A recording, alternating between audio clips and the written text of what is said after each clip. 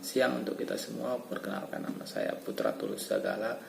Saya di sini akan melakukan percobaan untuk memenuhi tugas optik berupa jumlah bayangan yang dibentuk oleh dua cermin datar.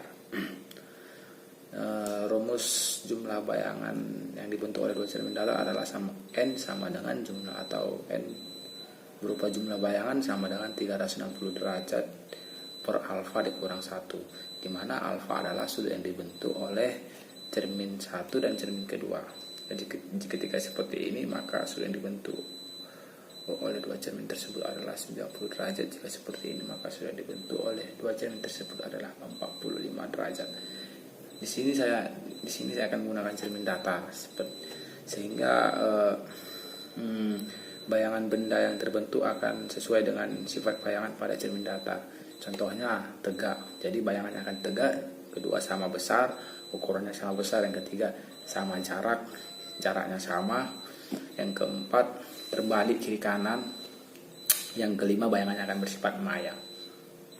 Sudut alfa yang saya gunakan adalah yang pertama 90 derajat, yang kedua 60 derajat, yang ketiga 45 derajat, dan yang keempat 180 derajat. Sementara itu roll yang saya gunakan adalah roll ini, roll untuk mengukur sudut biar dia valid sudutnya.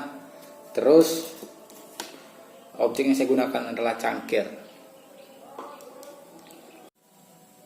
Menurut rumusnya, jika sudut alfa yang dibentuk oleh dua buah cermin adalah 90 derajat, maka jumlah bayangan yang terbentuk adalah 3 bayangan. Hal itu saya lakukan secara langsung dan saya lakukan uji, dan ternyata benar bahwa ketika dua buah cermin membentuk sudut 90 derajat, maka akan membentuk jumlah bayangan sebanyak 3 bayangan. Kemudian untuk sudut alfa 60 derajat, kan sudah diketahui kalau 60 derajat sudut alfanya, maka jumlah bayangan yang terbentuk adalah 5 bayangan. Apakah itu benar secara real atau tidak, saya akan melakukan mengujinya.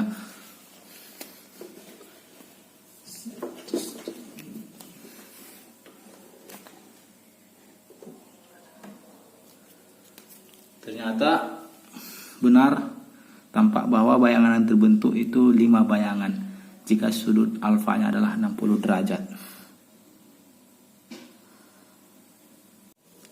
Kemudian untuk sudut alfa 45 derajat, seperti yang kita ketahui, jika menurut rumus, maka ketika sudut alfanya 45 derajat, jumlah bayangannya itu 7 bayangan.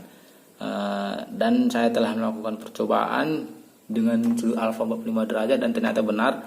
Hasilnya di sini realnya jumlah bayangan yang terbentuk adalah 7 bayangan.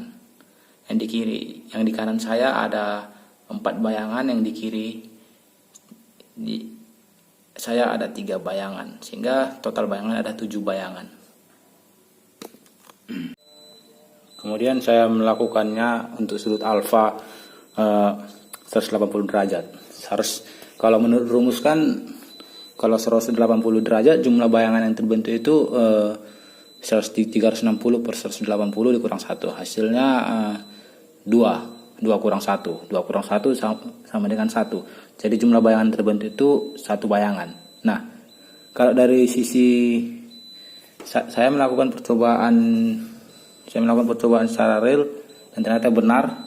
Jika saya mengambil sudut pandang dari sisi kiri 1 bayangan, yang jumlah bayangan terbentuk 1 bayangan. Jika saya mengambil sudut pandang dari sisi kanan, jumlah yang terbentuk 1 bayangan juga. Jika saya mengambil sudut pandang dari titik sejajar dengan benda, maka jumlah yang terbentuk adalah 1 bayangan. Untuk cermin pertama setengah bayangan, untuk cermin kedua setengah bayangan. Ditotalkan setengah tambah setengah 1 bayangan. Begitulah percobaan yang saya lakukan, dan ternyata kesimpulannya bahwa rumus jumlah bayangan N sama dengan 360 derajat dikurang 360 derajat per alfa dikurang 1 ini adalah rumus yang valid, karena ketika kita lakukan untuk alfa 60 derajat sudut yang terbentuk adalah 5 bayangan yang itu sesuai, dan seterusnya kita lakukan hal yang sama untuk alfa lainnya ternyata sesuai juga. Prinsip ini sebenarnya terjadi karena cahaya yang merambat lurus, tetapi cahaya yang merambat lurus ini dapat dipantulkan. Nah, ketika cahaya melewati sebuah benda, kemudian diteruskan menuju cermin, maka jika sudut alfanya semakin kecil, maka cermin akan memantulkan ke cermin lainnya gitu. Dan semakin kecil sudut alfanya, maka pantulan antara cerminnya semakin banyak. Sehingga karena pantulan antar cerminnya semakin banyak, terbentuklah jumlah bayangan yang semakin banyak, seperti itu. Sekian dan terima kasih. Semoga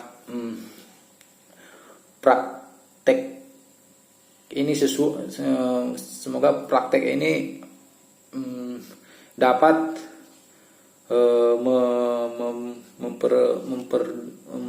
memperjelas pemahaman tentang sifat-sifat cahaya yang dipantulkan pada cermin datar. Dan sebelum saya akhiri, tadi kan sebelumnya sudah dibahas bahwa sifat cermin datar itu sifat bayangan yang terbentuk pada cermin datar. Yang pertama, tegak. Dan sesuai dengan kenyataan bahwa memang tegak, maya, baru sama jaraknya dan sebagainya. Demikian percobaan ini saya akhiri. Semoga percobaan ini bermanfaat untuk kita semua. Sekian dan terima kasih.